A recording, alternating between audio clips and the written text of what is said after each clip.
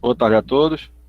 Estamos aqui para começar um módulo, né, do nosso curso Metal Mecânica sobre Internet das Coisas. Eu vou compartilhar aqui minha tela. De antemão, eu já adianto que eu não tenho câmera, então vocês vão só ouvir a minha voz e ver aqui o material que eu preparei para essa aula, certo? Então, vou compartilhar aqui a tela.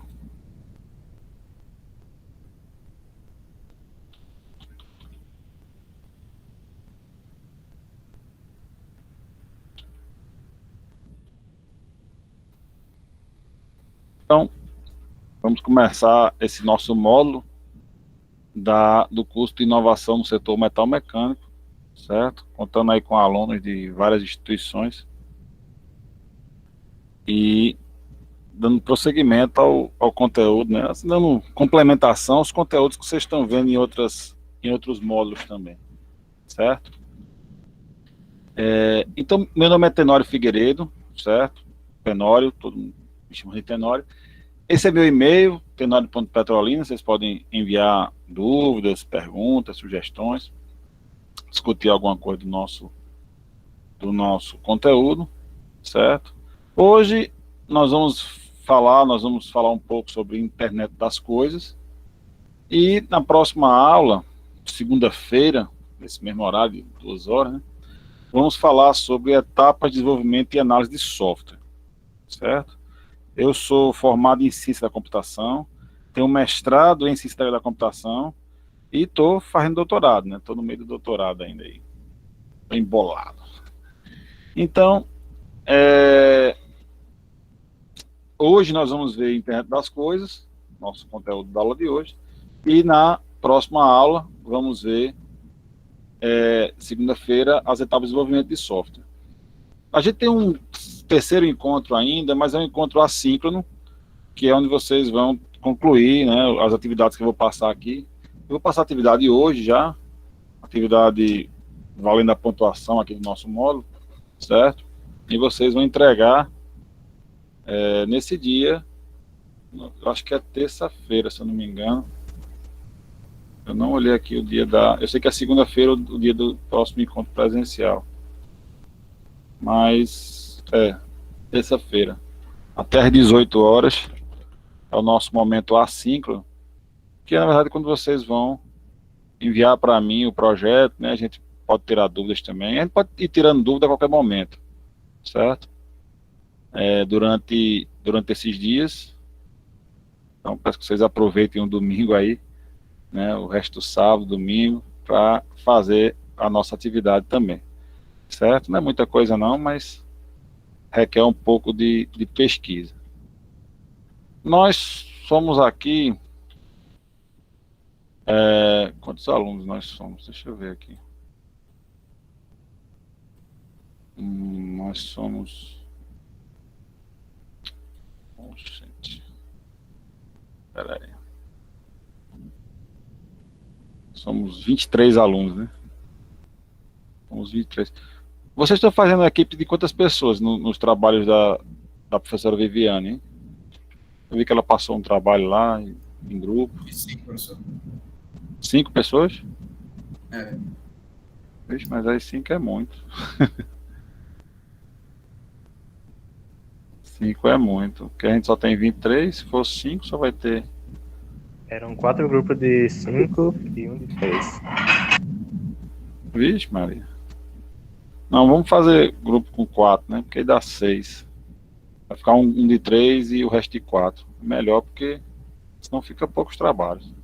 E aí fica muito fácil também, né? Assim, fica muito pouco trabalho para 5 pessoas. Eu acho que o nosso trabalho não é tão grande. É grande, mas não é tão grande. Então, acho que 4 pessoas é mais equilibrado, né? Porque aí você tem 6 grupos com 4, né? Na verdade, 5 grupos com 4 e um com 3. Fica mais equilibrado. Certo? Aí vocês veem aí.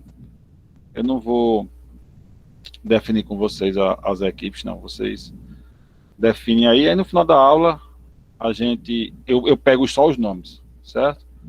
Para eu saber quem vai fazer aí com quem. Ok. Então vamos lá. Aqui eu recomendo uma literatura, certo? Se vocês quiserem se aprofundar no conteúdo. Esses livros aqui são legais para a aula de hoje. Internet das Coisas, tem esses 2 livros aqui, né, o nome bem chamativo, né, Internet das Coisas. Aqui para negócios, para alavancar os negócios, e aqui conceitos gerais, conceitos que vocês vão adentrar a fundo na Internet das Coisas. No nosso conteúdo de segunda-feira, recomendo esses 2 aqui, o Análise e Gestão de Requisitos de Software, certo? Que é uma parte fundamental na hora do desenvolvimento de software. E aqui um guia muito bom, esses guias de Use a Cabeça, né? O guia de desenvolvimento de software é bem interessante também, ele dá de maneira bem legal, de maneira bem lúdica aí os conceitos que nós vamos trabalhar. Eu, pelo menos, muito mais do que o que a gente vai trabalhar, né? Então, basicamente, o que a gente vai trabalhar e o restante da questão do desenvolvimento de software. É bem interessante também, certo? Aí a gente vê a literatura. Mas hoje vamos falar um pouco da internet das coisas, certo? Para começar, a gente tem que entender esse conceito de internet das coisas. O que é a internet das coisas? O nosso autor ali fala o seguinte: a internet das coisas é uma tecnologia cujo objetivo é conectar todos os itens, todos os elementos, todos os mecanismos que você usa no dia a dia na internet, certo? Tudo que você usa no seu dia a dia está conectado à internet. Isso inclui geladeira, fogão, televisão, tudo que tiver corrente elétrica, e às vezes até o que não tem corrente elétrica, certo? Você conectar isso à internet. Isso vai trazer benefícios, certo? Para o seu dia a dia, para a sua qualidade de vida, certo? Então, a estimativa é que no futuro não muito distante, certo? Ela deve codificar cerca de 50 a 100 bilhões de objetos, certo? E o ser humano vai estar, né, pelas estimativas, rodeado entre 1.000 a 5.000 objetos conectados à internet em média. Então, ao seu redor, onde você estiver, na rua, em casa, em todos os lugares, você vai estar rodeado aí, né, num raio pequeno ainda da sua vida, rodeado por objetos, entre 1.000 a 5.000 objetos. Não só seus, né, mas dos seus vizinhos, né, das pessoas que estão transitando pela rua, os próprios aparelhos da casa e da rua também, certo? Então, realmente, a tendência é que a gente chegue num ambiente totalmente conectado, ultra conectado, onde tudo está conectado, certo? E aí essa internet das coisas tem essa sigla IoT, a IoT é a sigla em inglês, né? Internet of Things, que é internet das coisas. O termo foi utilizado pela primeira vez em 1999 por Kevin Aston para descrever o sistema onde os objetos poderiam estar conectados à internet. Ele não tinha essa ideia de tudo estar conectado à internet, certo? Mas tinha essa ideia de que alguns objetos, principalmente o computador, ele estava se referindo muito ao aparelhos computacionais, certo? Mas que todos pudessem estar ligados à internet, né? Na época não era tão popular assim, você está todo mundo ligado à internet, como é hoje, né? Então, quando a gente fala coisas, quais são as coisas que podem estar na internet? Quais são as coisas que a gente pode conectar à internet? Então, a princípio, como eu falei, foram os computadores, né? Aparelhos computacionais, e aí, posteriormente, celulares e tal. E aí veio tudo, óculos, tênis, geladeira, carro, certo? Muito uso de sensores. Eita, tem alguém entrando aqui, peraí. Vou autorizar aqui. Pronto. Muito uso de sensores, os sensores é que vão dar as informações úteis para a internet, que também não adianta eu ligar uma geladeira na internet e ela ficar ligada na internet. Pronto, só isso.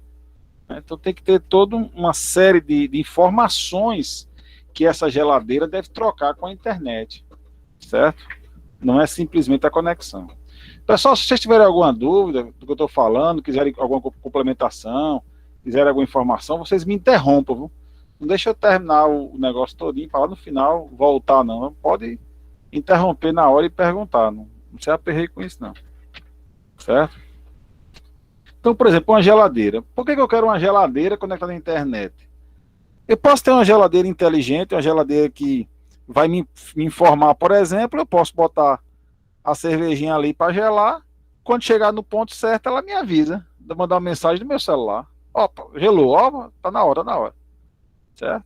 Então, uma série de troca de informações através dos sensores, né, que eu estava falando, que essa geladeira conectada à internet pode, pode fazer, certo? De repente eu estou viajando, deixo a geladeira ligada, e aí acontece alguma coisa, eu posso mandar uma mensagem para ela se autodesligar, certo? Para ela baixar ou aumentar a temperatura, certo? Então eu posso fazer esse controle também pela internet, né? Sendo com esse meu aparelho ligado à internet, certo? Então, funções tem muitas. Agora tem que saber utilizar, tem que saber para que eu vou utilizar. Mais gente entrando aqui, peraí.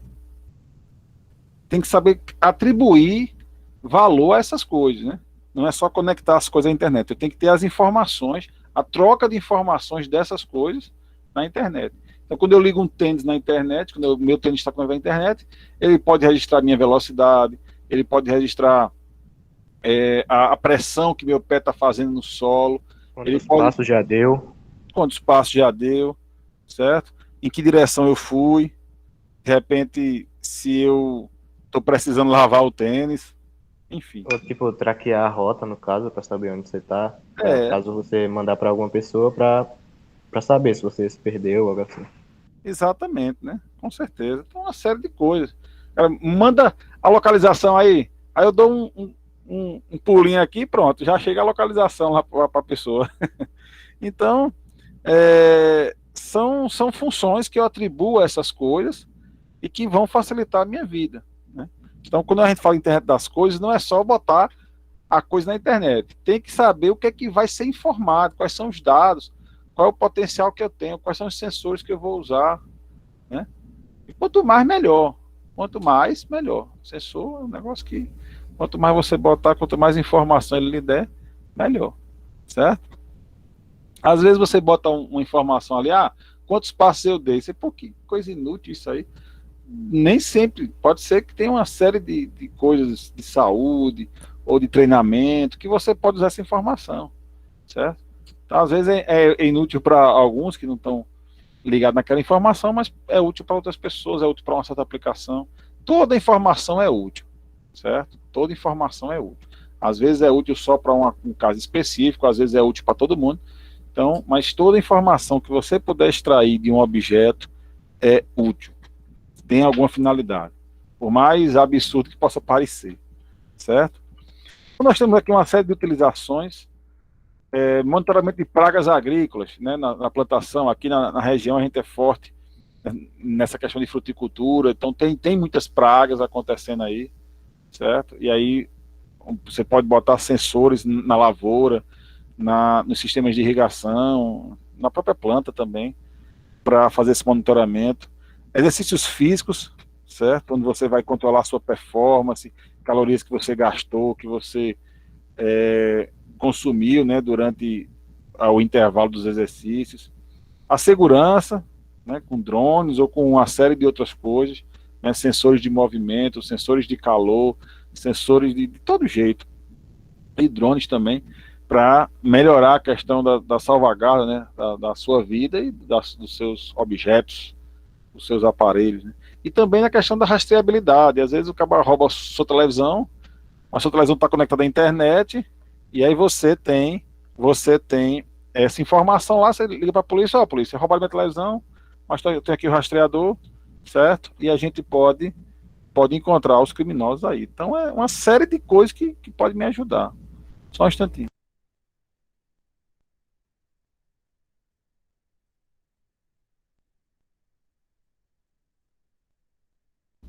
Desculpa aí, voltei. Então essa questão da segurança é muito importante, né? Você ter esses rastreadores, você ter vários sensores de movimento. Você está viajando lá, de repente alguém entra em sua casa, você sabe. Você às vezes vê, bota lá as câmeras e tal, o sensor ativa a câmera liga, filma a pessoa, na hora que está entrando você já liga para a polícia, liga para alguém, ó, tem alguém entrando em minha casa e tal, para você já chega e você viajando já resolve isso aí. Não vai ter nenhuma surpresa quando chegar em sua casa, certo? A questão de deficiente, né, o cão guia robô, né? Então você tem agora os deficientes já podem ter informações, né? O cara coloca um cego, pode andar com óculos, né, que emite infravermelho e aí vai vendo os obstáculos e avisando, ó, obstáculo a 3 metros, 4 metros, tal, tal, nessa direção aqui é tal. Então ele pode informar uma série de coisas, inclusive atravessar a rua, ele pode verificar se vem carro, a distância, a uma certa distância, a velocidade que o carro vem e tal. Então ele traz umas informações enormes para quem tem deficiência, não só a cegueira, mas todo tipo de deficiência ao caminhar na rua, né? Às vezes um ouvido mecânico, né? Ele escuta um som mais alto, ele dá um aviso para você ali, treme, você, né, sabe que tem alguma coisa, algum som alto ao seu redor e você vai procurar. Vazamento de tubulações, né? Então hoje muitas tubulações de petróleo principalmente são rastreadas e aí ele detecta vazamento bem fácil, o cara vai direto lá, sabe onde é que vai cortar, onde é que vai fazer os remendos. Exames médicos, né? Muitos nessa pandemia foi muito usado essa questão de exame médico. Você fazer exame à distância, né? Você tem sensores no seu corpo que mede sua pressão, que de repente você dá um furinho no dedo, ele já mede um bocado de cor no seu sangue e tal, e manda para o médico já dá uma avaliada inicial. Então isso aí foi muito usado durante a pandemia. Não era tão usado antes, era usado já era usado, mas não tanto. A pandemia explodiu. Na verdade, muitas das utilizações da internet das coisas explodiu com a internet, né? Perdão, com a internet não, se explodiu com a pandemia.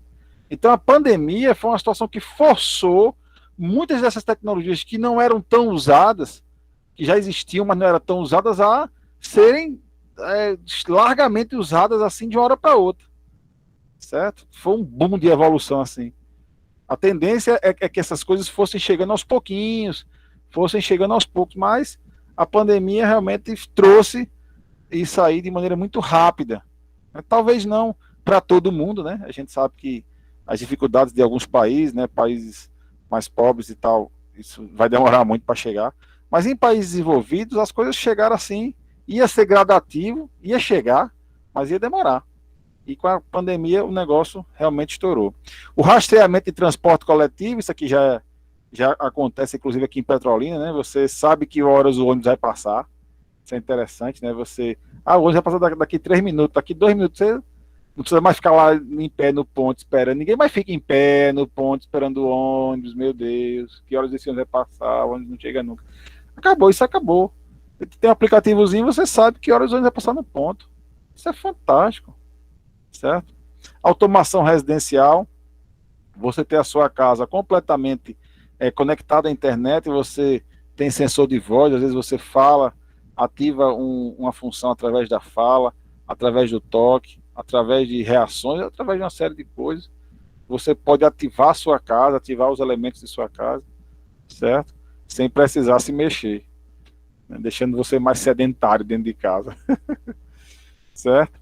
Aqui, por exemplo, utilização aqui na lavoura, né, para controle de pragas, tanto através do drone, pode ir passando e fazendo com a câmera aqui, fazendo registros ultravioleta e tal, para detectar uma certa praga, um certo inseto, né? E aqui também ele colocando nas plantas ali, né, no sistema de irrigação, colocando sensores também para detectar talvez uma alta concentração de açúcar acima do normal, que pode estar caracterizando a presença de insetos ali. Então, uma série de dados que ele pode estar verificando para fazer o controle de pragas, e não só o controle de pragas, também a quantidade de água, se a quantidade de água é suficiente para aquela planta, se está pouco, se está muito, aí o sistema de irrigação solta mais água, prende mais água. Então, às vezes chove, aí começa a drenagem e tal, aí ele vai medindo a quantidade da chuva em tempo real e já vai drenando a água. Então isso aí tudo, né, tudo interconectado, e você sabendo o que está acontecendo. Você tendo essas informações em tempo real ali no seu celular, no seu computador, recebendo online essas informações.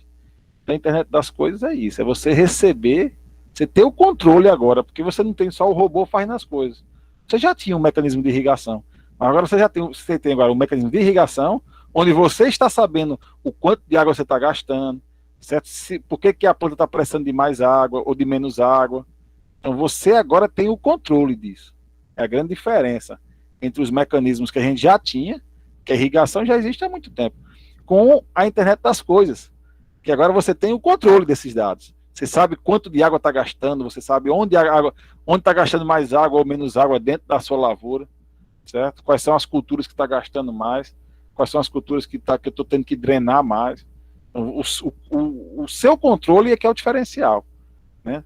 Então você botar essas coisas na internet que já tinha antes, você está plugando. E, claro, inovações também, né? Novidades que não existiam antes e que estão surgindo aí. Certo? Um outro exemplo também, ó, uma parceria aí da Microsoft, que é a grande empresa de computação, com uma empresa de elevadores americana, a TriCercamp. Eles desenvolveram aí um sistema de elevadores inteligentes, certo? Funcionando com o sistema da Microsoft, né? O Windows, os tablets de Windows, com Windows. E aí o programa, ele verificava lubrificação, peso, o peso do contrapeso do elevador, para saber se ele estava aguentando, suportando o peso do elevador, o desgaste das cordas, certo?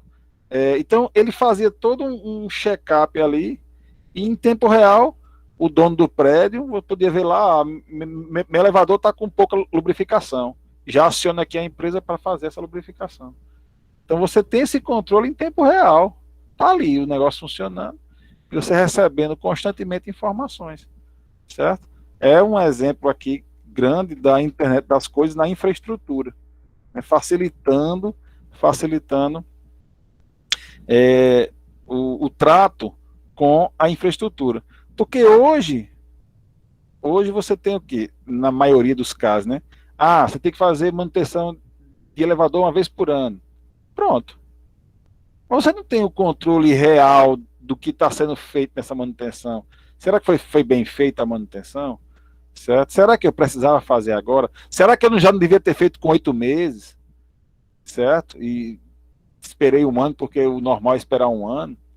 E às vezes eu até tive um desgaste maior nas peças porque não fiz logo essa manutenção, porque de repente o clima estava muito seco e o óleo secou mais rápido do que o esperado, certo? E aí eu precisei fazer uma lubrificação. Então, tudo isso aí você tem essas informações online. Olha a internet das coisas aí, né? Então elevador já existe há mais de 100 anos. Mais de 100 anos existe elevador. Mas o elevador associado à internet das coisas é que onde você vai ter essas informações de manutenção, do bom funcionamento dele em tempo real, certo? Qualquer problema que dá no elevador já acende o alerta no aplicativo, certo? Então você já tem aí esse ganho de informações que você vai ter quando associa a internet das coisas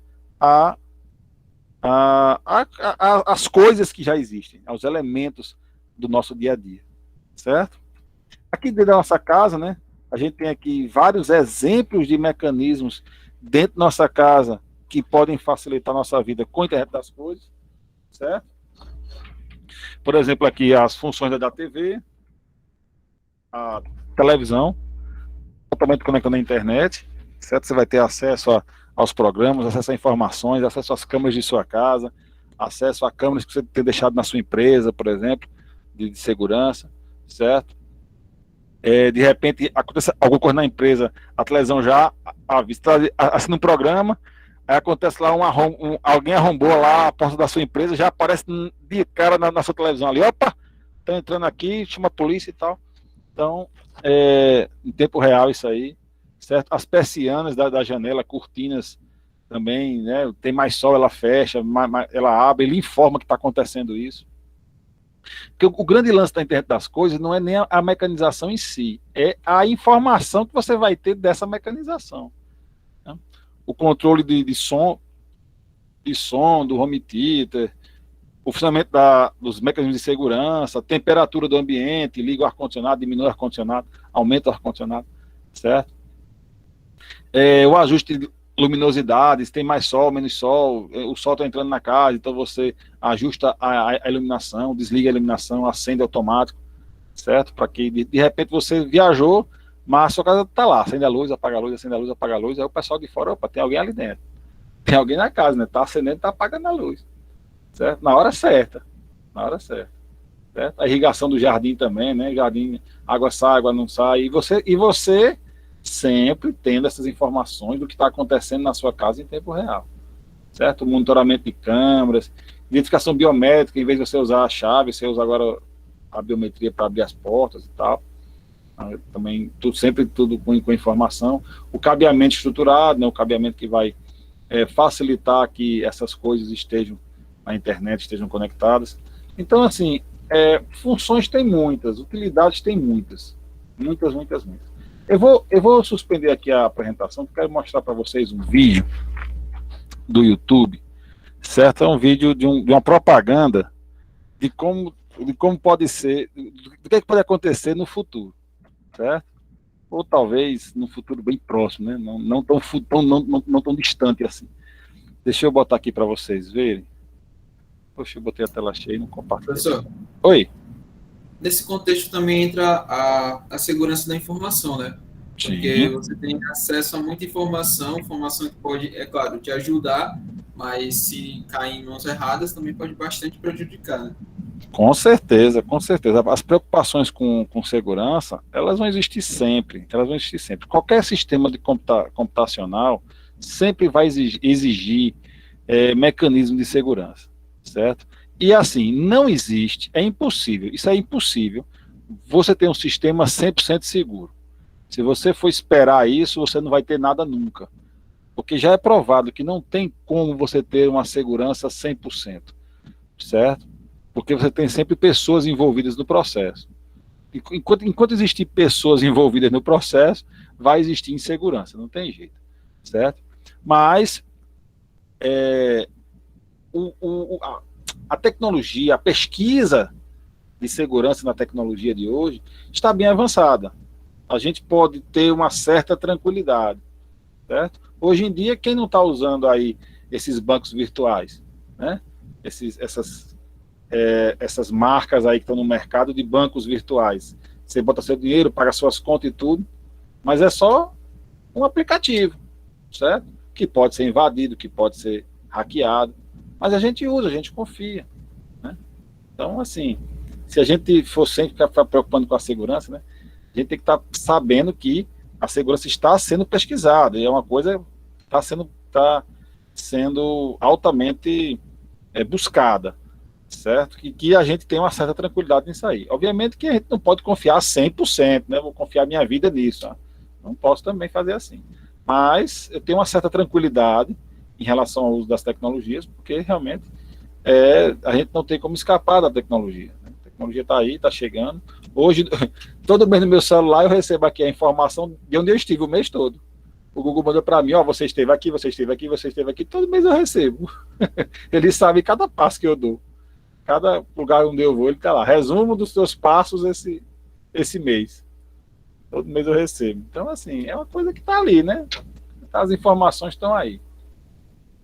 Muito bem, deixa eu mostrar aqui um vídeo para vocês. É bem interessante. Deixa eu compartilhar aqui essa tela aqui.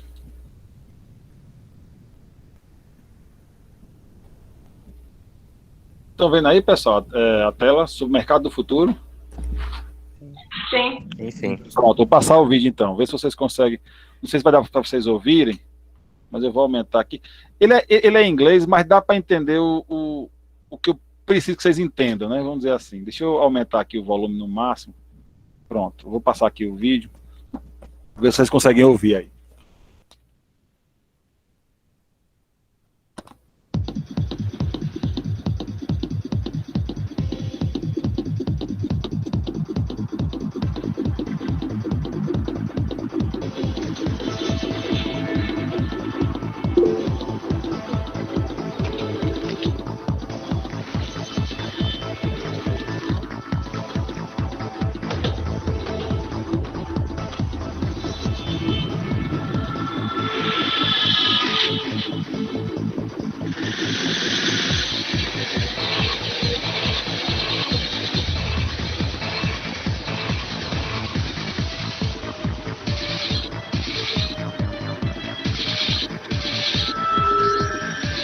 sir.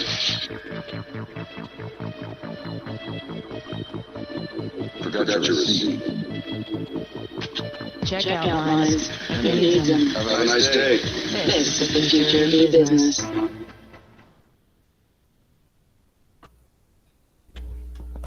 Entenderam aí, pessoal, o vídeo? O cara parecia um assaltante, né? Opa, peraí.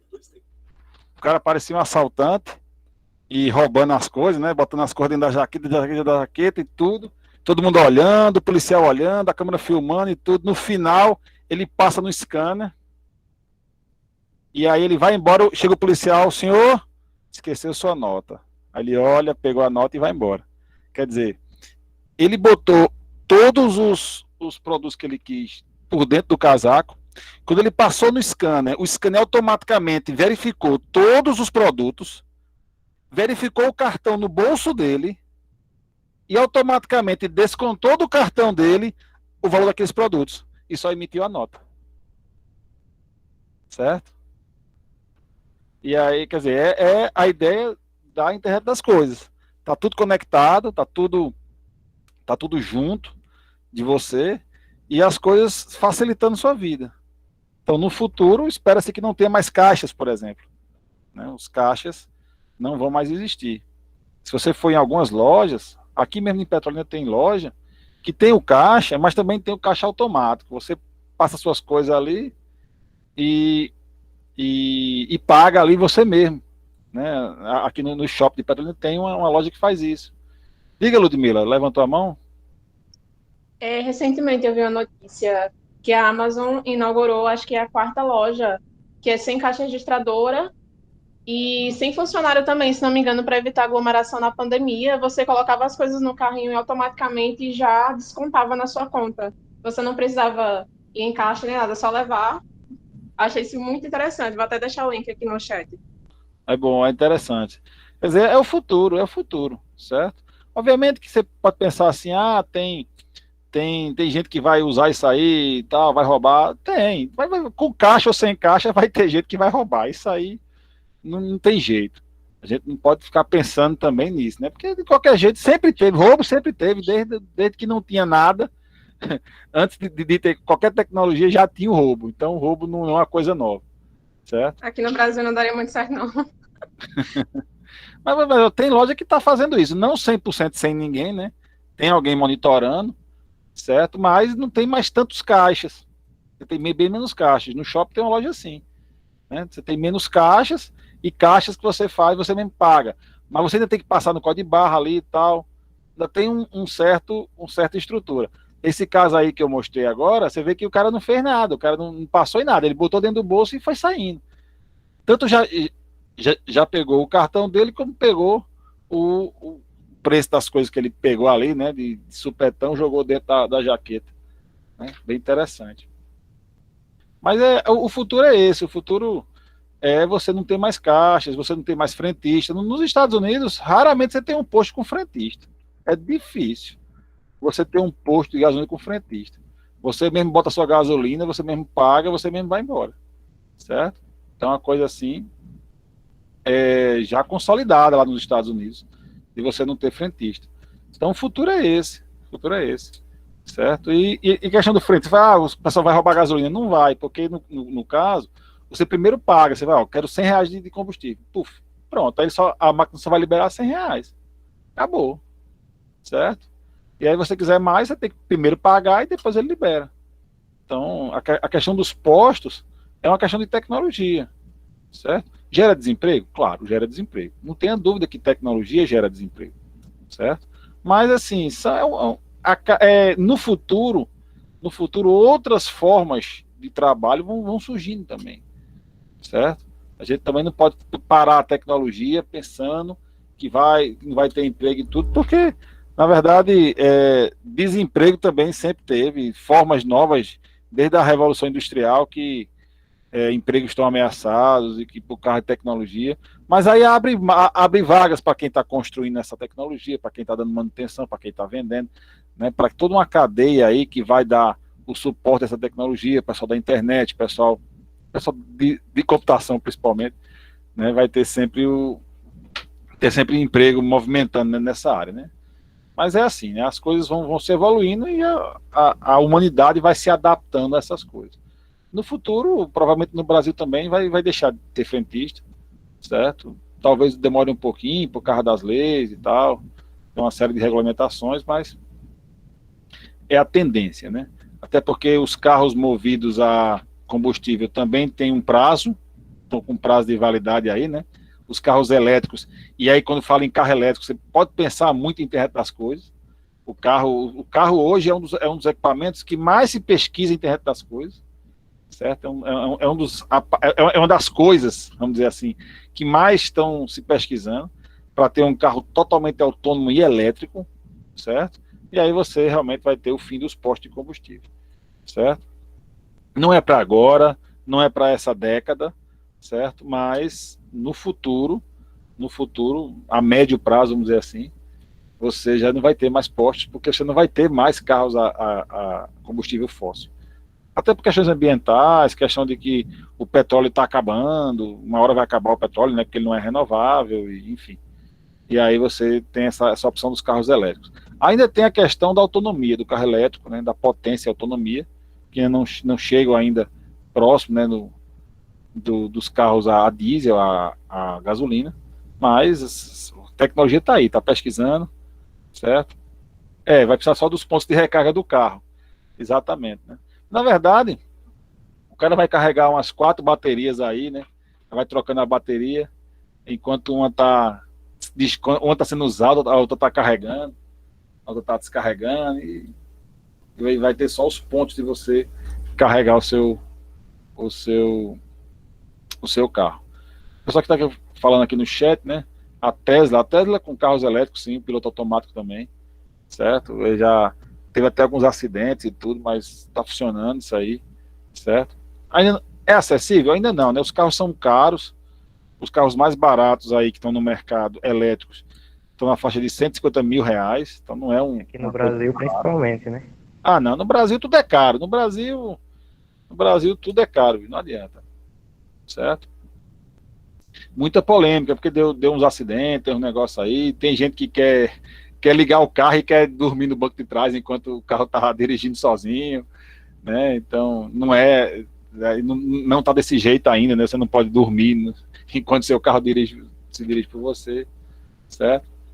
Mas é o futuro, assim, as pesquisas estão aí, né?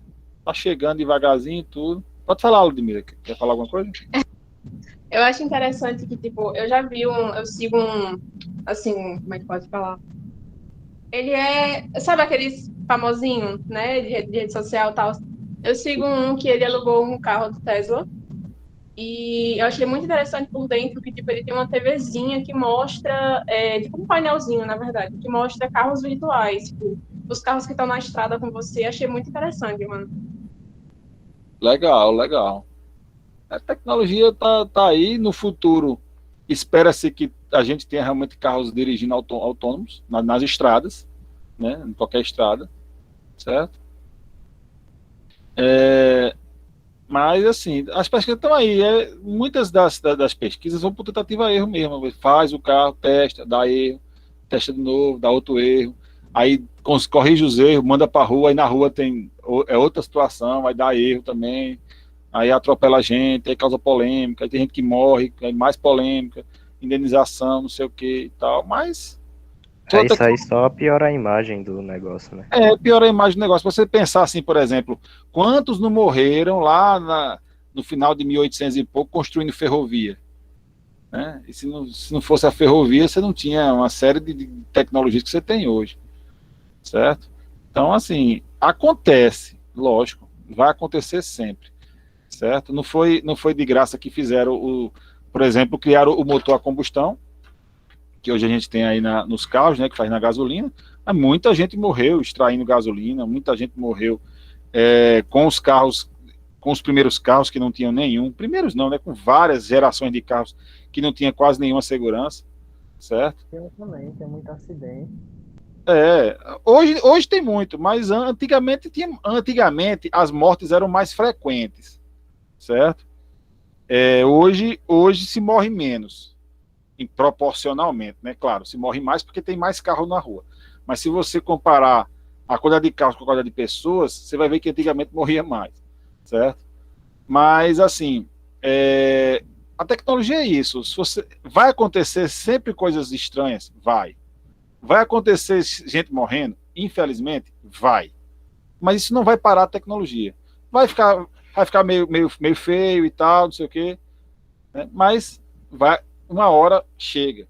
Uma hora chega, não tem jeito. Uma alma pela outra alma. Né? Infelizmente, a vida é assim, né? A vida se processa dessa forma. Certo? Vamos lá. Então, aqui fechando o conceito de internet das coisas. Então, a internet das coisas é um ambiente de dispositivos interconectados que usa a internet para compartilhar dados. É o ambiente de dispositivos interconectados que usa a internet para compartilhar dados. O grande lance da internet das coisas, como eu já falei, é o compartilhamento de dados. É você ter as informações do que está acontecendo em tempo real e poder interagir e poder mandar também as suas informações para que os dispositivos tenham esse retorno, tenham essa contrafunção aí que vão fazer de acordo com o que você está mandando que eles façam, ordenando que eles façam. Certo? Aqui tem um pouquinho da história da internet das coisas, né? Um pouquinho do histórico, vamos dizer assim. Em 82, estudantes de uma universidade aqui, de Carnegie, né, criaram uma máquina de Coca-Cola conectada à ARPANET. Olha, ainda não era internet, era a ARPANET, que era a internet quando surgiu, né, se chamava ARPANET, e só era disponibilizada para o Exército, né, e posteriormente para universidades. Então só tinha Exército e universidade que tinha acesso à ARPANET, certo? E ela é inspirada em diversos fazedores no mundo. Então, foi a primeira coisa, vamos dizer assim, que se conectou ao que a gente tinha na época como internet, certo? Foi essa máquina de Coca-Cola aí. E só dizia lá se tinha ou não alguma coisa na máquina, se a máquina estava ou não, se tinha produto ou não na máquina. Era binário, certo? Em 1990, tinha uma torradeira conectada à internet, sendo considerado essa torradeira o primeiro dispositivo IoT. Uma torradeira da internet. Na verdade, ela não fazia nada em termos de dados. Ela só estava plugada à internet. Você conseguia encontrar ela na rede, mas você não conseguia mandar comandos para ela. A princípio, não. A Universidade de Cambridge cria a cafeteira que captura imagens e envia para um aplicativo, onde o usuário é atualizado sobre o volume de café da jarra. Então, você sabia agora quem estava tomando mais café. Era o objetivo da máquina lá. Tirava a foto do cidadão, ó, você está tomando tanto, você está tomando tanto, você está tomando tanto, aparecia a foto do cidadão. Certo? Controle de café aí. Em 94, Steve Mann cria uma câmera conectada à internet, o Webcam, transmitia as imagens capturadas para o computador via internet. Certo? Então, ele era a primeira webcam, vamos dizer assim. Né? Você tinha uma câmera filmando e mandando para o computador em tempo real, através da internet, e as imagens que ele estava capturando. Né? Foi o precursor aí da webcam que a gente tem hoje. Em 98, o protocolo IPv6 aumenta os address space. O que é o address space? Que é o seguinte, quando a internet surgiu, tinha um certo número de endereços possíveis. Eram alguns milhões de endereços, alguns milhões, certo? Só que, quando chegou em 98, o pessoal percebeu o seguinte, ó, esses milhões aí vão se acabar. Não vai ter mais como botar ninguém na internet, porque não vai ter mais número de IP disponível. Porque a gente sabe, para conectar uma coisa à internet, tem que ter o número IP, é um endereço que esse dispositivo vai ter na internet, certo? E quando foi criada a internet, ninguém achou que seria assim a explosão que foi. Então, o pessoal que criou a internet, quando começou a abrir a internet para universidades, o Exército, depois para universidades, e depois para o público, começou-se a ver que aqueles milhares de endereços que eles tinham projetado iam se acabar. E ninguém mais ia poder se conectar à internet. E aí fizeram um novo protocolo IP, certo? Um novo sistema de cálculo de endereços de internet, com trilhões e trilhões de endereços. Agora, a gente tem uma quantidade, assim, muito, muito absurda. Se não me engano, é 500 mil endereços por pessoa no mundo. Então, cada pessoa pode conectar 500 mil aparelhos e vai comportar a internet. No mundo inteiro, cada pessoa do mundo inteiro. Certo? Então, assim, é um número bem grande. Pode ser que no futuro isso não dê? Pode. Pode acontecer, daqui a uns anos, ter tanta coisa ligada na internet que o número não vai caber. Mas 500 mil coisas por pessoa são 8 bilhões de pessoas, então tem chão ainda para encher, né? Mas ninguém sabe, né? Pode encher. Aí em 99 surge esse termo, internet das coisas. Então essa expressão, internet das coisas, veio surgir em 99 com Kerry Aston, certo? Que apresenta numa conferência, né, em seus artigos, esse termo internet das coisas para se referenciar a qualquer elemento, mas principalmente computadores, né? Ele estava focado bem em computadores, mas o termo é bem genérico, né? Serve para todo tipo de coisa, certo? E principalmente usando a tecnologia do RFID, que é aquela tecnologia que estava no vídeo que eu mostrei, daquele supermercado do futuro. Né? Estava usando essa tecnologia, o do RFID. Então ele focado nos computadores, mas deixando o termo em aberto para qualquer coisa. Né? Qualquer coisa. Aí em 2000, a LG anuncia a internet digital, a primeira geladeira IoT, certo? Com acesso à internet, a primeira geladeira com acesso à internet do mundo. Infelizmente, as vendas não foram boas, porque o preço era caro, né? Então, nessa época aí, não saiu por um preço barato, então as vendas não foram muito, muito grandes. E aí o pessoal não deu continuidade, né? Naquela época não deu continuidade a essa geladeira. Hoje tem geladeiras aí de várias marcas, né? Mas na época não foi tão bem aceita. Hoje já está mais porque pelo barateamento das coisas, né? E realmente no ano 2000 o equipamento de informática era bem mais caro do que hoje, certo? Então você tinha um custo maior, custo de internet, né? Muita gente usava internet de escada, ainda era internet de escada, claro, já tinha chegado a banda larga, mas ainda não estava popularizada, né? Hoje não existe mais de escada. Hoje é tudo banda larga, mas na época não, na época ainda tinha muita internet de escada. Aí em 2004, o Walmart exigiu que seus principais fornecedores colocassem etiquetas RFID em caixas para substituir os códigos de barras. Já foi a primeira ideia de substituir os códigos de barras, as etiquetas RFID, que é aquelas que... E aí surgiu aquele comercial do supermercado, né, de você poder usar isso aí. Ainda não está, claro, daquele jeito, né? Ainda não está daquele jeito, mas a tendência é essa.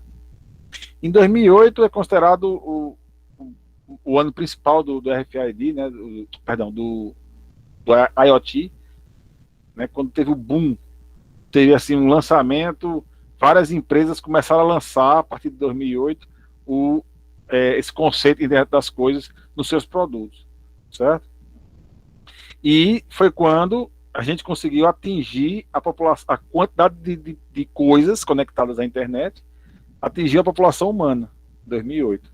Então muitas empresas lançando, e atingimos aí 7 bilhões de aparelhos, de coisas conectadas à internet, certo? Em 2009 começa os testes dos carros autônomos, lá pela Google, certo? O Toyota Prius, certo? Foi o primeiro carro a fazer um passeio totalmente sem motorista, certo? Com dispositivo para detecção de pedestres e de outros objetos. Então foi a primeira tentativa, certo? Hoje a gente já sabe que tem muito mais nisso aí. Em 2010, a China escolhe o IoT como um setor-chave. Então a China, que é um grande mercado, que é um grande produtor, né? Hoje você pega os produtos, é tudo made in China, certo? Então essa potência aí definiu o IoT como um ponto de forte investimento do mercado. Então ele pensou em 10 anos, o mercado de 10 anos ganhar vários bilhões aí investindo nessa área. Em 2013, a Google anunciou os óculos inteligentes, certo? Com tela, capacidade de exibir informações por reconhecimento de voz. Aquela ideia do Homem de Ferro lá, quem assistiu o filme do Homem de Ferro, ele tá ali com o óculos ali, vendo as coisas acontecendo na frente dele, os dados chegando ali em tempo de execução. Nessa época não fez sucesso, certo? Tem agora novas versões do óculos, né, já mais bem estruturado, já as coisas menores, miniaturizadas. Mas na época que surgiu em 2013 foi uma revolução, né, esse anúncio do Google, mas não teve o impacto esperado, né? Esperava-se que e todo mundo ia estar usando esse óculos aí e tal na época, e não foi o que aconteceu. Em 2014, a Samsung adquire uma startup de automação residencial, né, uma startup SmartThings, né, a casa inteligente, e aí a Samsung adquire para investir nesse mercado. Em 2015, a Mattel lançou a Barbie com módulos Wi-Fi, certo? Em uma casa de brinquedos. Então a ideia era uma casa interativa que tinha luzes que acendiam e tal, de acordo com a voz da criança. Em 2017, grandes empresas como a Microsoft, a Amazon e a Google já oferecem vários serviços IoT, certo? E daí para frente a gente tem realmente uma explosão de utilidades, de informações, de usos para a internet das coisas, certo? Nosso histórico termina por aqui, mas é claro que a internet das coisas está sempre evoluindo, sempre se aprimorando, sempre se ajustando as coisas que vão acontecendo. No caso da residência, né, a ideia do IoT residencial é ter um ponto de controle instalado, certo? Tem um ponto central, uma central, um servidor, vamos dizer assim, de controle de todos os pontos IoT, certo? E aí, vários sensores espalhados na casa e tal, que vão fazer as interações. Não só os sensores por si só, mas também os equipamentos trocando dados com a central, certo? O smartphone, né, que vai ter acesso à central, se comunica através da internet, certo? E vai receber, trocar os dados com essa central, certo?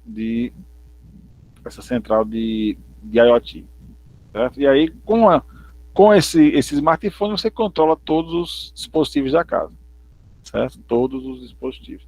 Não só os controla, mas também recebe dados, informações desses dispositivos, certo? Isso é perigoso? É perigoso, claro, toda tecnologia é perigosa, né? Eu vi uma reportagem uma vez de um hacker que invadiu uma babá eletrônica, certo? Para ficar assustando a criança. Acorda, a criança ficava chorando. E a mãe sem saber o que era. Até que uma vez entrou no quarto e viu lá, na tela da babá eletrônica lá, o hacker lá. Criança, vou lhe pegar. Só para assustar a criança. Então, assim, é perigoso? É perigoso. Né? Você tinha uma babá eletrônica conectada à internet, para a mãe poder, onde ela estivesse, via o berço, via a criança, podia estar dentro da casa, podia estar ali fora, tal, ali tudo pelos arredores, estava acompanhando a criança, mas na verdade o hacker estava lá também, tentando assustar a criança, acordar a criança. Então, é perigoso? É. Tem que ter segurança? Tem. Diga. Tem realmente essa questão do perigo da informação, né? Mas também tem outro lado, né? Traz bastante segurança em outros pontos, né? Por exemplo, questão de incêndio, né? Você tem um sensor dentro de sua casa, vai te salvar disso, né? A questão do carro mesmo vai reduzir de forma gigantesca a questão de acidente, né? Quando a gente tiver um carro com uma boa precisão, né? Então, assim, essas questões você tem que saber controlar, né? Tem esse lado perigoso da questão da informação ser hackeada, mas também tem essa vantagem enorme, né? Que dá na segurança, na automação, enfim. Exato. A segurança. O problema é que, na maioria, só mostra o lado ruim. Aí ele fica mais com imagem ruim do que boa. É o problema da imprensa. A imprensa é assim, só mostra as coisas ruins, né? Eu só falo, eu ligo o jornal, só vejo coisa ruim, mas infelizmente é o que acontece. Matheus, quer falar alguma coisa? Não, estava falando que é o trabalho de marketing, né? Que tem esse marketing aí ruim, mas acho que acaba sempre aquela história, né? A novidade assusta no início, mas todo mundo quer algo novo, todo mundo quer algo... Enfim, né? Quando lança, por exemplo, Elon Musk mesmo, tem gente que acha que ele é doido, né? Mas, na minha opinião, o cara tá jogando e tá indo certo, né? Tá trazendo aí muitas coisas É interessantes. isso mesmo. É isso mesmo. Essa questão do medo, né, sempre existiu, né? Sempre existiu. Quando é uma novidade, sempre causa medo, né? O primeiro cara que disse que a Terra era redonda, todo mundo ficou com medo, né? Hoje, o primeiro cara que disse que a Terra é plana, tá todo mundo com medo também desse cara. Entendeu? As novidades, né, quando são boas, assustam. Quando são ruins, assustam também. Mas cabe... as gerações, né, é que vão dar conta disso. Então, quando uma geração tem medo, a outra geração, a geração que vem depois, vai ver o potencial e vai investir e não vai ter medo. Né? Eu conheço gente hoje, até hoje, que não tem medo de usar aplicativo de celular. Né? Tem gente que não tem nem celular. Eu conheço gente que não tem celular, que tem medo de usar celular. Né? Avós, aí, pessoas de idade não querem celular. Vão no banco ali todo mês, tirar aquele dinheiro, vão pagar as coisinhas ali, tal, é assim. Né? Mas as gerações que vão vindo vão utilizando e as gerações vão ficando, né? E as novidades vão chegando e vão se firmando e vão participando do dia a dia e daqui a pouco ninguém lembra mais como era a vida sem aquilo. Quem é que se lembra hoje da vida sem celular? Eu na minha época de infância e início da adolescência, eu não tinha celular. Certo? Eu sei como era. Mas, assim, as gerações vão passando, daqui a pouco ninguém vai lembrar o que era uma vida sem celular. E não vai existir ninguém que se lembre dessa época, que esteja vivo nessa época. É sempre assim. Opa, tem aqui uma mensagem aqui no chat. Medo de colocar chip pela vacina, mas usa celular. É verdade, né? Um nanocomputador pela vacina, meu Deus. Aí não toma de Covid, mas vai tomar da gripe.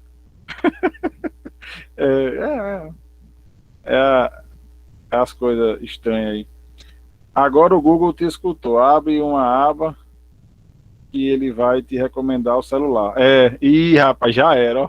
Falou que vai comprar celular, pronto. Agora vai passar aqui o mês todinho oferecendo celular. Mas na verdade, assim, eu vou dizer a vocês, eu não acho isso tão ruim não, sabe? Às vezes eu procuro um produto e depois esqueço aquele produto e de repente vem uma promoção ali daquele produto que eu já comprei, inclusive, nesse tipo de propaganda. Às vezes é abusivo, né? Às vezes fica muito em cima, mas não é tão ruim quanto parece, não. Às vezes é interessante. Às vezes você vai perder um produto e aparecer aquele produto. Eita, pô, tá na loja, deixa eu comprar aqui e tal. Certo? Aqueles que mostram num canto, que tá num lugar enquanto você tá fazendo outra coisa, ainda é mais tranquilo. O ruim é os que param o que você tá fazendo, né? Ah, tem uns que aparecem bem grandão assim na tela, assim, eita, meu Deus, peraí. E o pior é que você ia clicar no botão, quando você ia clicar, aparece a propaganda no meio, você clica na propaganda sem querer. É isso aí. Já aconteceu isso comigo algumas vezes. Eu vou clicar no negócio, aí aparece a propaganda bem na hora que eu ia apertar. Aí, pimba. Aí entra na propaganda, aí pronto, vou passar um mês todinho recebendo aquela mensagem ali. O iFood nem tanto. iFood nem tanto. Mas tem Mercado Livre aqui no meu mesmo, meu Deus. Toda hora aparece alguma coisa do Mercado Livre. Mas é interessante porque aparecem as coisas que eu gosto de procurar lá. Então, não aparece qualquer bobagem. Porque no começo era ruim, porque aparecia o que eles achavam interessante. Promoção de celular. Eu não compro celular pelo Mercado Livre. Então, mas aí ficava mostrando. Então, agora não, agora estão mostrando realmente os produtos que eu tenho interesse. Então, melhorou isso aí, né? Meu mal é a comida. A Ludmilla aqui está falando que é a comida que é. Então, realmente, o iFood vai aparecer bastante. Tentando fazer dieta. Já era. Aí você tem que começar a entrar em sites de fitness, sites de produtos naturais, aí vai começar a aparecer coisas de dieta, né? Então, vai aparecer. É assim, você está começando, você quer receber material, propaganda de um certo produto, você entra lá em alguns produtos, clica algumas vezes lá e tal, se mostra interessado, pronto. Mas vai ficar recebendo realmente daqueles produtos. Isso é interessante. De repente um produto novo, uma promoção ali que você está querendo comprar e estava esperando uma promoção e tal. Então, não é de todo ruim, né? Às vezes é abusivo. aparece a propaganda do tamanho da tela. Realmente é abusivo, mas não é tão ruim quanto parece.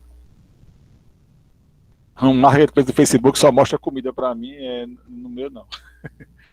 Mas é assim mesmo, a gente vai mostrando o que a gente mais procura, né? Vai mostrando o que a gente mais procura. Professor, É sempre assim. Nesse, Diga. nesse assunto aí, a gente percebe que esse debate é importante, né?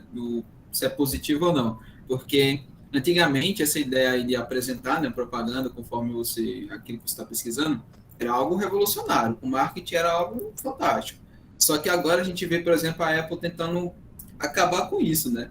Nas últimas atualizações mesmo que teve aqui no celular, eles estão botando tudo para que eu, no caso usuário, possa controlar isso aí, né? Não permitir que algum aplicativo pegue algum dado, alguma informação e fique me dando essas orientações aí de compra e tal.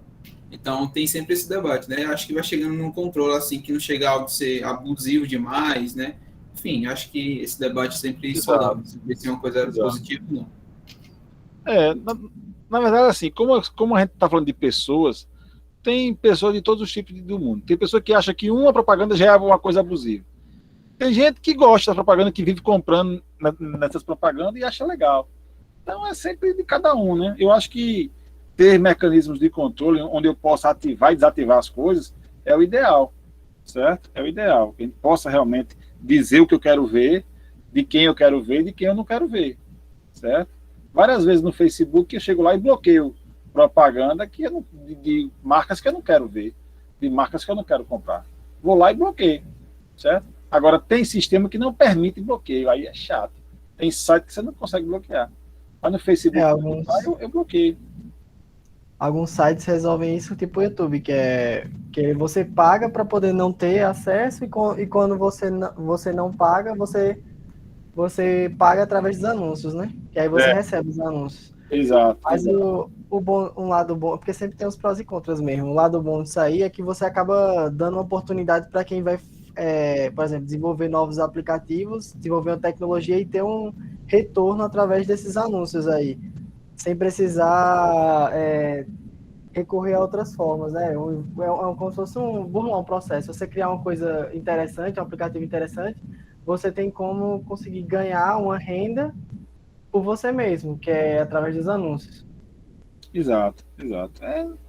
É sempre uma faca de dois gumes, né? Eu acho que os anúncios é o seguinte: os anúncios eles têm que ser realmente direcionados. Eles botarem anúncios na sua linha de interesse.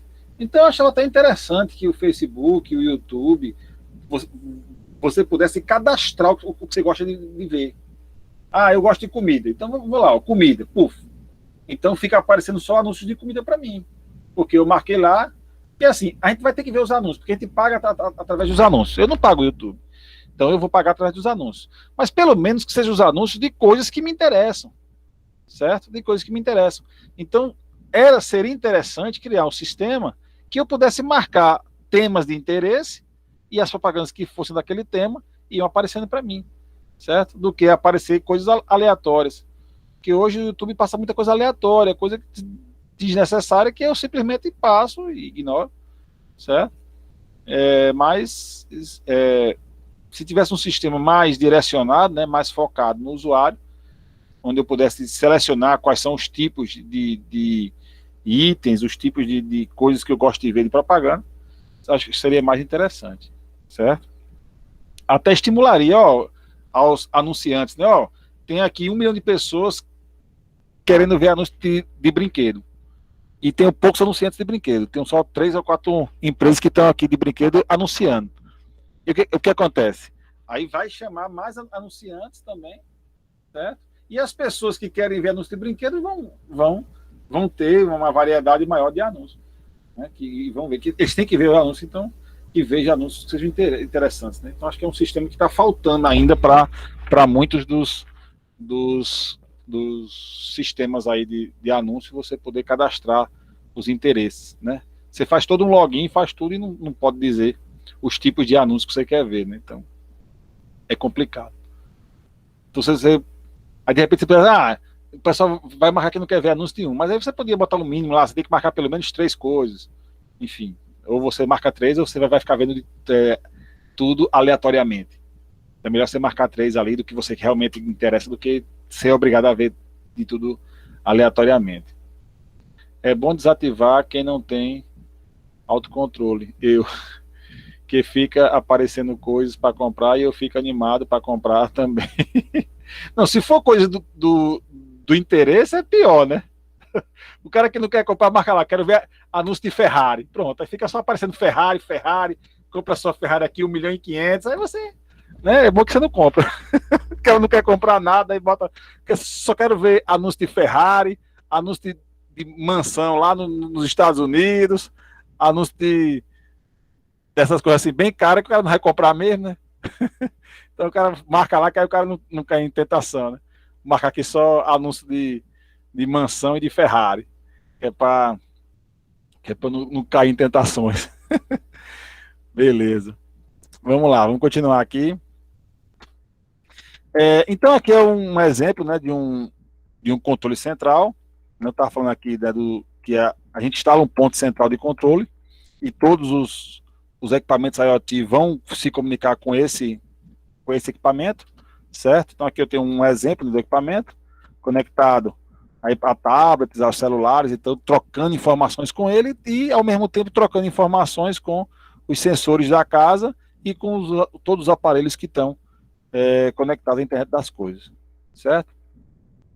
Benefícios, nós já vimos, né, a segurança, questão, aí o colega falou aí, né, questão de incêndio, questão de você estar preparado para acidente, né, se preparar para algum acidente, questão de economia, né, às vezes gasta energia, você sai da sala, apaga a luz automaticamente, então isso aí também já é uma economia.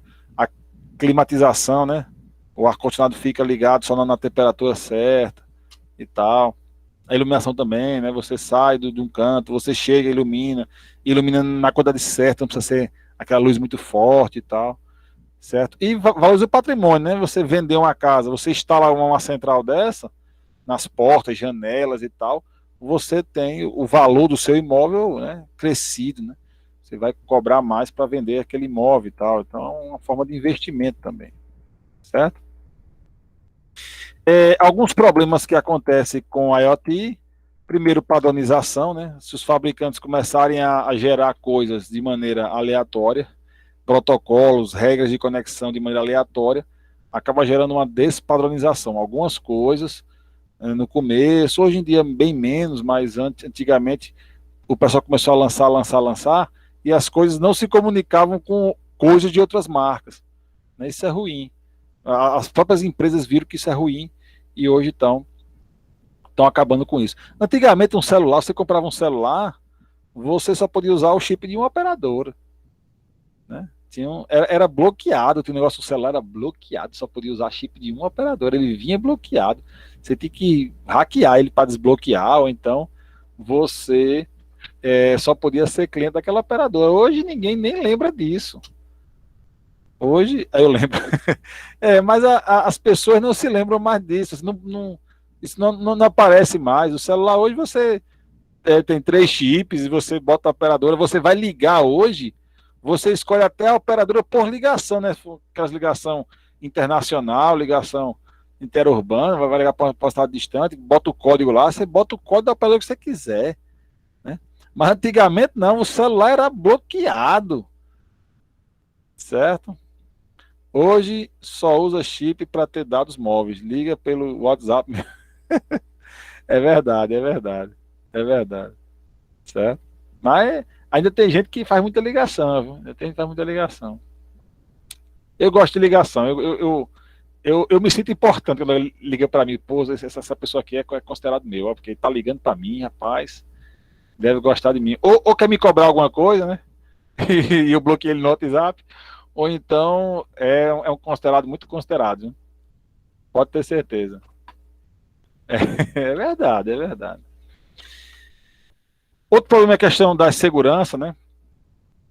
Os ataques propositais de hacker. Teve uma vez, eu não me lembro qual foi a cidade aqui, nos Estados Unidos, que o cara entrou lá, hackeou os semáforos lá e começou a botar os semáforos de um jeito para as pessoas se colidirem mesmo. Abrir dos dois lados aqui, o pessoal começava a sair, buf, e aí, aquela confusão e tudo, ficava feito de propósito, certo? O ruim é o presídio. O presídio liga. Rapaz, ó, quem mais liga hoje é o presídio, cara. Eu tô falando do presídio, quem mais liga hoje é o presídio. Eu acho que a taxa de ligação de presídio é muito grande, cara. Hoje o cara liga, é o presídio, acaba ligando para outro presídio. É coisa de louco. Presídio ligando é demais, cara. Não tem condições, não. É um dos maiores, os maiores ligadores hoje é o presídio. Daqui a pouco o presídio migra pro WhatsApp também, né? Entra no WhatsApp assim dos outros, quando aprenderem a fazer isso. Quando tem uma ligação de outro estado, eu já bloqueio. Tem uma ligação de outro estado assim, eu olho. Geralmente é propaganda, cobrança ou presídio. Só tem essas três coisas, propaganda. 011, né? São Paulo tem muita propaganda e presídio. Pois bem. Roubo de dados, né? As suas informações estarem aí na internet, jogadas na internet. Falhas no próprio sistema de IoT, né? Às vezes você tem uma informação errada. No caso lá dos elevadores, né? De repente ele está dando a informação que está tudo ok sem estar. Né? Algum erro no sensor, alguma falha. Pode acontecer também. Privacidade, né? Hoje esse negócio de privacidade, porque negócio de privacidade eu acho besteira, mas tem gente que é muito preocupada com isso, eu acho que tem suas razões, obviamente. Mas é ainda um fator importante no IoT, né? Porque se alguém pegar acesso à sua central, vai ter acesso a todos os seus dados da sua casa. Né? Isso pode interferir na segurança. Eu acho que a privacidade é mais pela segurança mesmo, né? Para que o pessoal do presídio não consiga mais acesso do que já tem. Deixa eu ver aqui no chat, o robô da Oi. Não, o robô da Oi, meu amigo, o robô da Oi, ele vai atrás de você até você comprar o negócio. É impressionante. Você bloqueia, ele altera o número e liga de novo. Aí você bloqueia, ele altera o número. Ele tem uns 200 milhões de números ali que vão você vai bloqueando, ele vai gerando novos números. Então vamos lá. O componente básico para se formar um controlador desse, para você botar IoT nas suas coisas, é um chip chamado chip ESP8266, certo? Esse chip aí, ele tem várias funcionalidades e tal, ele é leve, ele é pequeno, ele é rápido, então é uma alternativa. Não é que só vai ter IoT com esse chip aqui não, viu? Isso aqui é uma alternativa que está sendo bem vista pelo mercado, mas tem muitas outras. Aqui um exemplo, certo? De um módulo sem fio, certo? Que você consegue controlar bem o IoT com uma certa segurança, com velocidade, certo? E ocupando pouco espaço. E aí você consegue conectar um circuito de redes wireless, enviando e recebendo dados através desse circuito, o ESP8266. Então é um componente que está sendo muito bem popularizado, certo? Tem diferentes tipos dele. Vou essa imagem aqui para vocês verem, eles são todos ESP8266, certo? Mas cada um tem uma potência diferente e é pensada para uma situação diferente, certo? Aí eu trouxe aqui a especificação de alguns modelos, né? Independentemente do tipo de modelo, sempre o controlador tem um número de portas. O número de portas é o que vai receber e enviar os dados. A quantidade de portas varia de acordo com o tipo do chip, certo?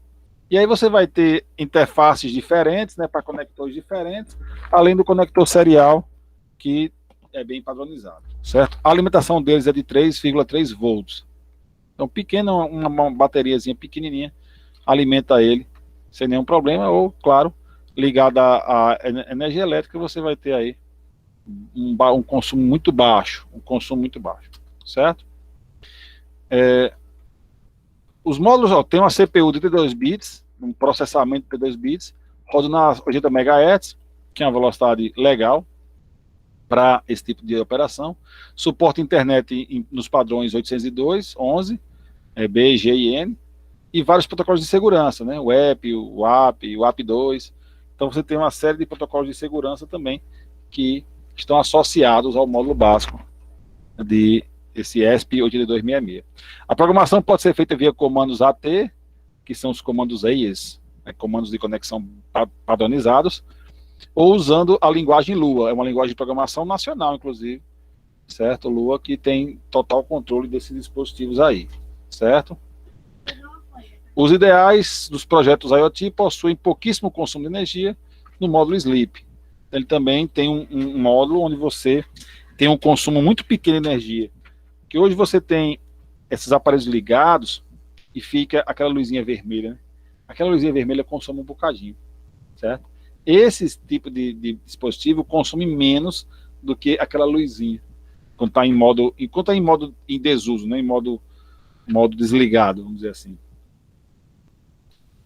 Muito bem. Aqui eu tenho a especificação de alguns modelos. Né? O ESP01, certo? Que é o primeiro módulo, o módulo mais comum, o módulo mais usado, certo? Aqui tem as dimensões dele, possui 2 pinos GPIO, certo? Que são os controladores. E o firmware dele é regravado. Você pode atualizar o firmware, né? O controlador, o aplicativo de controle do chip, através da interface serial, certo? O módulo ESP5, tem alguns que eu não botei aqui porque não estão mais em uso, certo? Tem o módulo ESP5, que ele é um pouco diferente do anterior, né? Porque ele não possui as portas, certo? As portas de acionamento, certo? É uma alternativa interessante para projetos IoT quando você precisa de uma boa conexão de internet. Então ele é rápido, ele aceita uma conexões mais potentes do que o anterior, não possui antena on-board, você tem que conectar uma antena por fora, certo? Você tem que botar uma antena externa, mas isso aumenta a capacidade dele, certo? Porque uma antena on-board, para um dispositivo desse tamanho, é uma antena pequena, o alcance dela é pequeno, certo? Quando você tem uma antena externa, aqui tem um conector da antena, você bota a antena aqui, você vai botar uma antena que pode pegar vários metros, às vezes até 1 quilômetro de distância. Né? Então você tem aí uma capacidade maior. Você vai aumentar o alcance do seu sinal bastante, certo? Então toda a comunicação aqui é feita através do Wi-Fi, certo? Já que ele não tem as portas de comunicação. O ESP7, certo? Também um módulo bem compacto, né? De 20 por 16 milímetros, certo? Mas a disposição dos pinos de ligação é um pouco diferente, certo? O módulo conta com antena de cerâmica embutida, on-board, né, uma antena daqui, a antena aqui, ó, uma antena que já vem nele, certo? E um conector UF de antena externa, então você pode conectar tanto a externa aqui, ó, tem o conector da antena externa, como usar a antena interna dele, certo? Esse módulo tem 9 GPIOs, certo? Que são os conectores, né, você pode conectar até 9 elementos aqui. O layout do módulo permite que você seja integrado facilmente com a placa de circuito impresso. Então, quem usa Arduino, por exemplo, tal, vai ter uma boa comunicação com os seus módulos IoT através desse ESP07. O Arduino é uma placa de circuito que você pode montar todo tipo de circuito nele. Né? É bem interessante. Quase todo tipo de circuito, na verdade. O ESP12 é muito semelhante ao 7, mas possui uma antena interna PCB, uma antena interna mais potente, certo? Tem 11 pinos de comunicação e é utilizado para a base de outros módulos. Então você pode usar ele para conectar ele a outros módulos ESP8266 para aumentar também a capacidade de quantos dispositivos IoT você vai ter armazenados trabalhando em conjunto, né, enviando dados para você, certo? Eu tenho aqui o ESP201, que é um módulo mais simples de usar, certo? Em termos de prototipação. Ele pode ser montado numa protoboard, né? Então ele é muito bom para testes, ele é muito bom para você usar também no Arduino, certo? Tem 4 pinos laterais, responsáveis pela comunicação serial, que é a comunicação mais padronizada, certo? O fato de ser lateral pode perturbar um pouco, atrapalhar um pouco na montagem, mas isso aí tem adaptadores aí que são bem tranquilos. 11 pinos GPIO, são os padrões, né? Uma antena embutida, uma antena on-board e um conector UFL, certo? Para antena externa. Então você pode tanto usar a antena interna como a antena externa. Tem um seletorzinho para você selecionar qual antena você vai usar, certo? Você não pode usar as duas ao mesmo tempo. Ok? E o ESP8266, ESP12E, certo? É o nosso último que eu vou apresentar a vocês, certo? É uma placa bem completa, ela já é maior do que as outras, ela é um pouco maior do que as outras, se você tiver visto aquela comparaçãozinha lá, ela é essa aqui, ó. Ela é exatamente essa daqui do meio, que é a maiorzinha da série, certo? Ela tem todas as funcionalidades possíveis para você conectar o IoT, certo? Conta com um conversor serial e um regulador de tensão. Ele controla bem a tensão, é mais difícil ele queimar do que os outros, certo? É um modo que pode ser encaixado diretamente na protoboard e dispensa o uso de microcontrolador, certo? Porque ele já tem internamente um microcontrolador instalado, certo? E facilmente programado com a linguagem de programação Lua. Possui 11 pinos GPIO, né, os pinos padrões, conector micro USB, que é esse conector micro USB aqui, ó, facilita a comunicação com um notebook, por exemplo, diretamente com o celular, certo? Tanto para programação como para alimentação e reset também do dispositivo.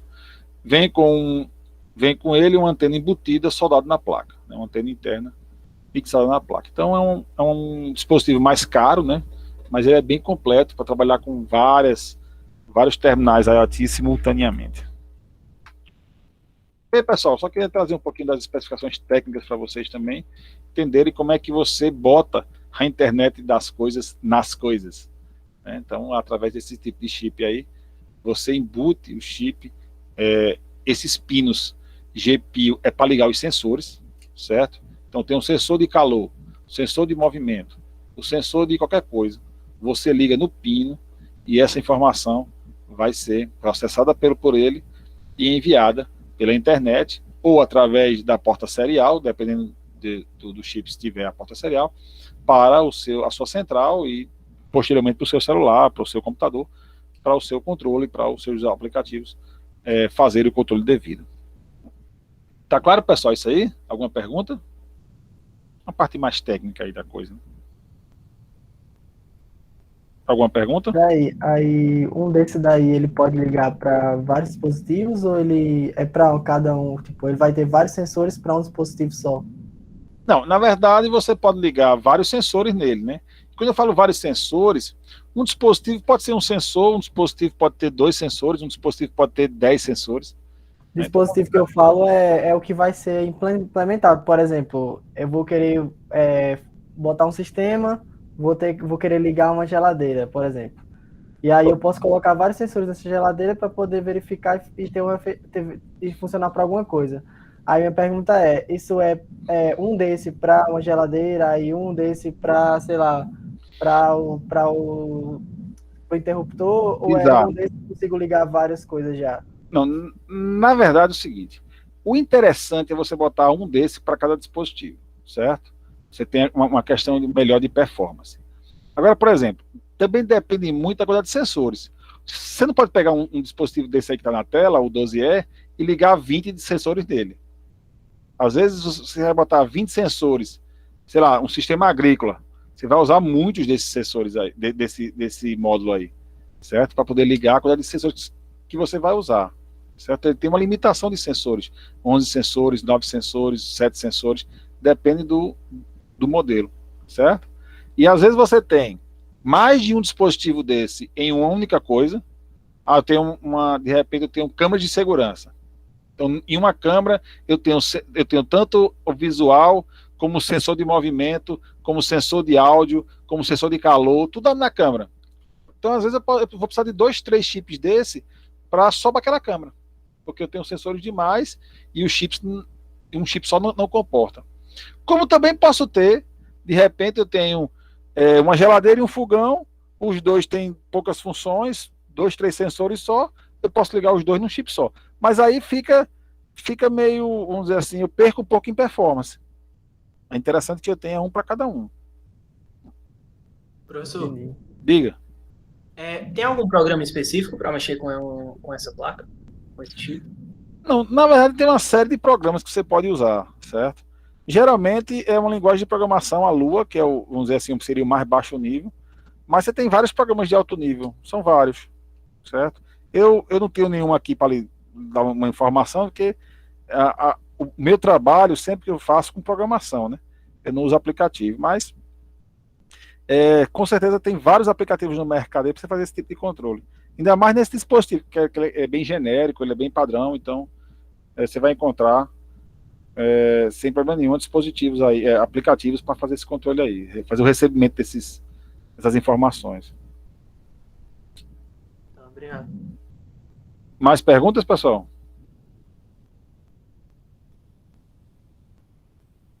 Beleza. Pessoal, vou fazer o seguinte, ó, vocês coloquem o nome de vocês no chat, não precisa escrever o nome todo não, só o primeiro nome, no chat aí, que vai ser para controle de chamada. Eu vou abrir aqui, peraí, deixa eu só, peraí, espere. Aqui assim, chamada. Pronto, coloca o nome de vocês aí a partir de agora, certo?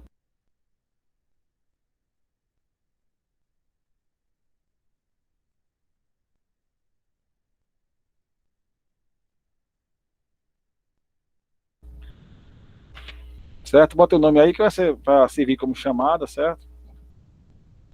Então, qualquer dúvida aí, vocês mandam para mim, podem mandar por e-mail e tal. E eu quero falar de vocês do nosso trabalhozinho, certo? Eu vou passar em grupo, né? Já falei, grupo de 3 pessoas, formem as equipes, já formaram as equipes, certo?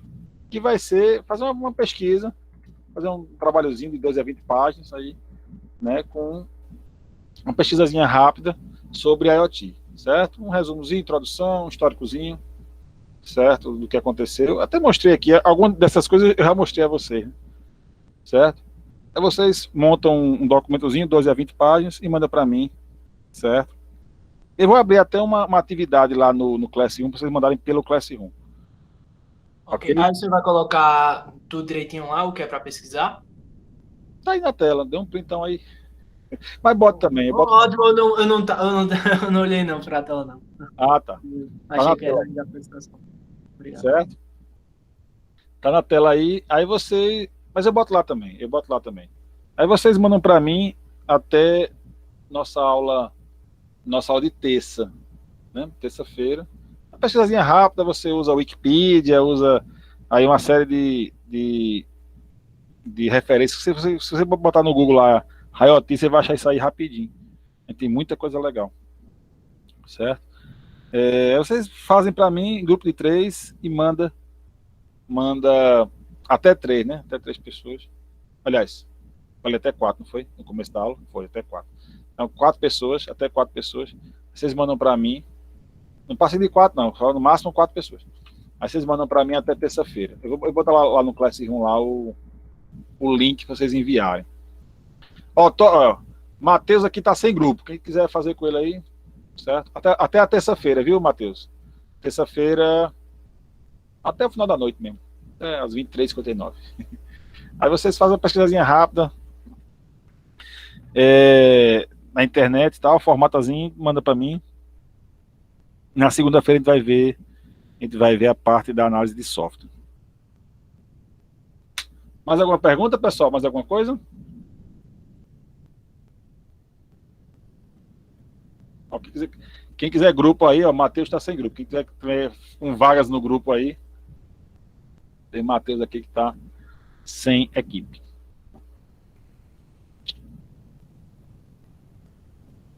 Beleza. Vai o slide. Bota lá no Classroom. Eu vou botar o slide no Classroom. Certo? Eu vou botar também o link daquele vídeo, quem quiser assistir aquele vídeo lá do supermercado. É bem legal. Vou botar também. Beleza, pessoal? Ok, então tenham todos uma boa tarde aí, um bom final de semana. E a gente se vê segunda-feira, 2 horas, certo? 2 horas ou 2h15. Talvez eu me atrasei uns 15 minutos, porque eu vou estar numa outra reunião, mas para terminar às 1h30, então deve dar tempo aí, mas às vezes atrasa um pouco, então qualquer coisa eu vou avisando a vocês lá pelo grupo, certo? Mas entre 12 e 12h15 a gente está começando a aula que vem. Valeu, pessoal, valeu, um abraço a todos, até mais. Valeu, professor, até a próxima. Valeu, professor. Valeu.